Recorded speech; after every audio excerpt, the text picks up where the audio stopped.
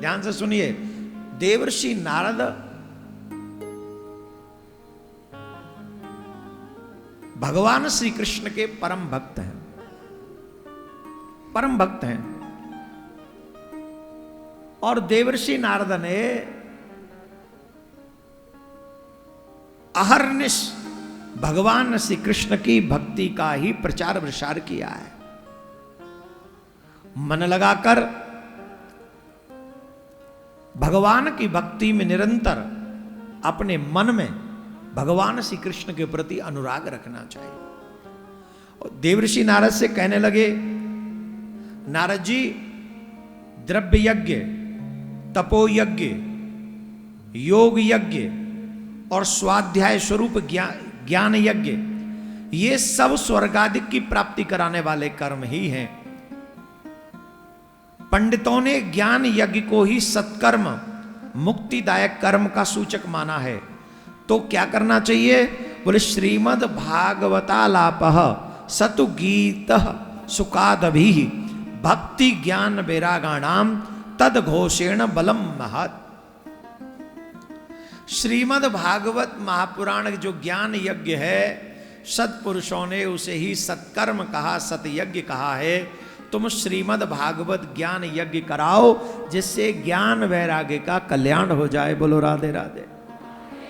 ऐसे नहीं, जोर से बोलना पड़ेगा, और जोर से बोलना पड़ेगा। अब नारद जी ने एक बात पूछी। नारद जी ने कहा, मैंने वेद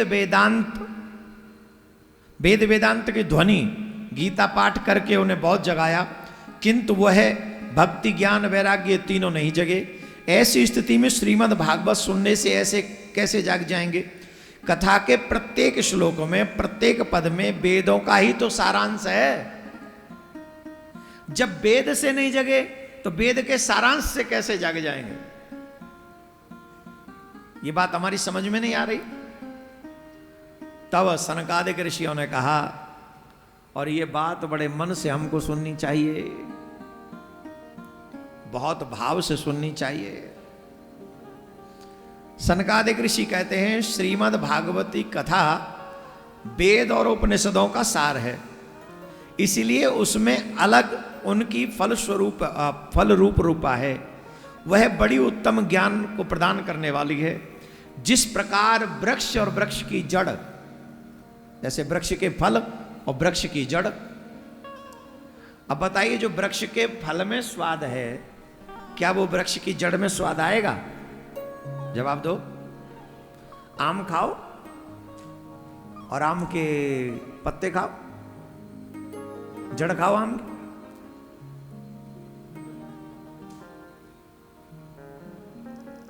इदम भागवतम नामम पुराणम ब्रह्म संहितम भक्ति ज्ञान वैरागाणाम स्थापनाय प्रकाशितम।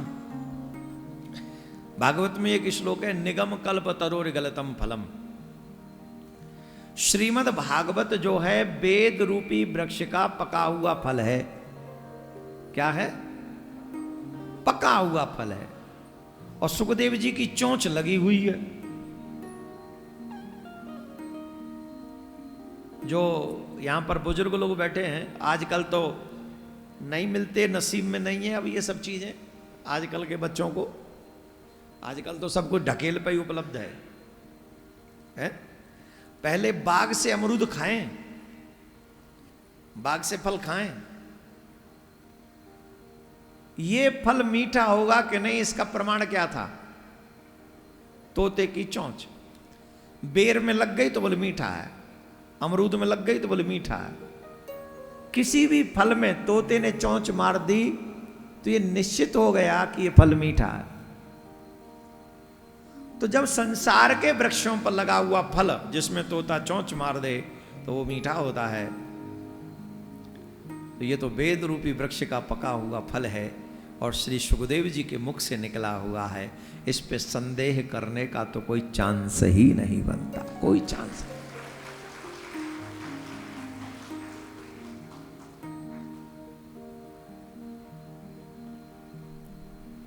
ये जो भागवत महापुराण है वेदों के समान है, श्री वेद व्यासी ने इसे भक्ति ज्ञान और वैराग्य की स्थापना के लिए ही प्रकाशित किया है।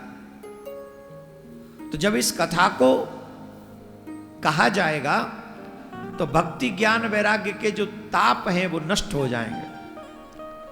नारद जी कहते हैं अब मैं भक्ति ज्ञान और वैराग्य को स्थापित करने के लिए प्रयत्न पूर्वक श्री सुखदेव जी के कहे हुए भागवत शास्त्र की कथा उज्जवल ज्ञान यज्ञ करूंगा। यह यज्ञ मुझे कहां करना चाहिए, आप इसलिए कोई स्थान मुझे बतलाइए। तो श्री सनकादिक ऋषियों ने कहा गंगा द्वार समीपे तु तटमानंद नामकम नाना ऋषि गणेश जुष्टम देव सिद्धि निसेवितम नाना तरुलता किरणम नवकोमल बालुकाम। गंगा जी के तट पे एक स्थान है आनंद तट। कौन सा स्थान है? आनंद तट। और वहां वृक्षावली बड़ी सुंदर है और वहां की जो जमुना जी की बालू है बड़ी कोमल है। वहां तमाम ऋषि तप करते हैं और ऋषि जब आकर बैठेंगे स्वयं स्वयं पधारे चले आएंगे और वहीं पर ये कथा आपको कहनी चाहिए। तो बोले महाराज आप ही कथा कहिए। और सनकादिक ऋषि कथा कहने के लिए तैयार हो गए और वेद व्यास कुमार कहते हैं सदा सेव्य श्रीमद् भागवती कथा यस्या श्रवण मात्रेण हरिश्चितम समाश्रयेत। ये श्लोक हम सबको याद रखना चाहिए। सदा सेव्य, एक दिन नहीं, 2 दिन नहीं, 3 दिन नहीं, सदा सेव्य। प्रयास ये रहे कि हम भगवान की इस भागवत कथा को हर दिन सुने। एक भी दिन ऐसा न हो जिस दिन हमारे श्रवण रंधों में भगवान की कथा न पड़ जाए, न पड़े, एक भी दिन न जाए। जैसे भोजन आप लोग हर दिन करते हो वैसे हर दिन आपको कथा सुननी चाहिए। मैं नहीं कह रहा हूं, भागवत में ये लिखा हुआ है जब कथा होने वाली है ये सुना गया सबसे आगे दौड़कर आने लगे बड़े बड़े ऋषि मुनि। कौन कौन आए? बोले वशिष्ठ जी, चमन जी, गौतम, मेधादिति, देवल, देवरात, परशुराम, विश्वामित्र, साकल, मार्कंडे, दत्तात्रेय, पिपलाद, योगेश्वर, व्यास और पाराशर, छायासुख, जाजल और जहू आदि सभी प्रधान जितने भी ऋषि हैं वो सब कथा सुनने के लिए दौड़ पड़े, सब के सब। और अकेले नहीं आए महाराज, भागवत में प्रमाण है अपनी अपनी पत्नियों के जो ब्याह ठ्याए ऋषि थे अपने अपने पुत्रों के साथ, और इतना ही नहीं अपने अपने शिष्यों के साथ भागवत कथा सुनने के लिए आए। सब कथा सुनने के लिए दौड़ पड़े। गंगा आदि नदियां, पुष्कर आदि सरोवर, कुरुक्षेत्र आदि समस्त क्षेत्र, सारी दिशाएं, दंडक आदि वन, हिमालय आदि पर्वत तथा गंधर्व आदि दानव आदि सभी कथा सुनने के लिए दौड़े चले आए। तब कथा सुनने के लिए दीक्षित हो श्री कृष्ण परायण सनकादिक नारद जी ने दिए हुए आसन पर विराजमान हुए और देवर्षि नारद कथा सुनने के लिए विराजमान हो गए। राधे राधे बोलना पड़ेगा। एक और ऋषिगण, एक और देवता, एक वेद और उपनिषद तथा एक और तीर्थ में बैठे, दूसरी ओर स्त्रियां बैठी। उस समय जय जयकार होने लगी और भागवत कथा प्रारंभ होने लगी सनकादिक मुनियों के द्वारा। बोलो सनकादिक ऋषियों की जय। और अच्छी बात, न गंगा न गया काशी पुष्करम न च प्रयागकम सुख शास्त्र कथस्य फलेन समताम नयेत। जो फल गंगा स्नान का, काशी जाने का, पुष्कर जाने का, आदि आदि तीर्थों में जाने का जो फल है, जितने भी फल हैं वो कोई भी फल भागवत कथा सुनने के बराबर नहीं हो सकता। कोई भी फल नहीं हो सकता इनके बराबर, कोई भी नहीं। यदि आपकी परम गति की इच्छा हो तो अपने मुख से श्रीमद् भागवत का आधा अथवा चौथाई श्लोक नित्य नियम पूर्वक इसका पाठ करें। श्लोकार्ध श्लोकपादम वा नित्यम भगवतोद्भवम पठस्य स्वमुखेनेव यदि इच्छस्य पराम गति। अगर एक श्लोक नहीं बोल सकते भागवत का, परम गति मतलब परम गति किसे कहेंगे? पुनर्जन्म पुनर्मरणम पुनर्जननी जठरेशनम, बार बार जन्म न लेना पड़े, ऐसे परम गति कहेंगे।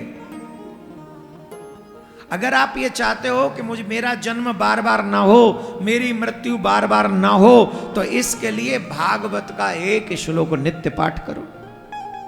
बोले महाराज एक श्लोक तो हमें आता ही नहीं, तो आधा पाठ करो।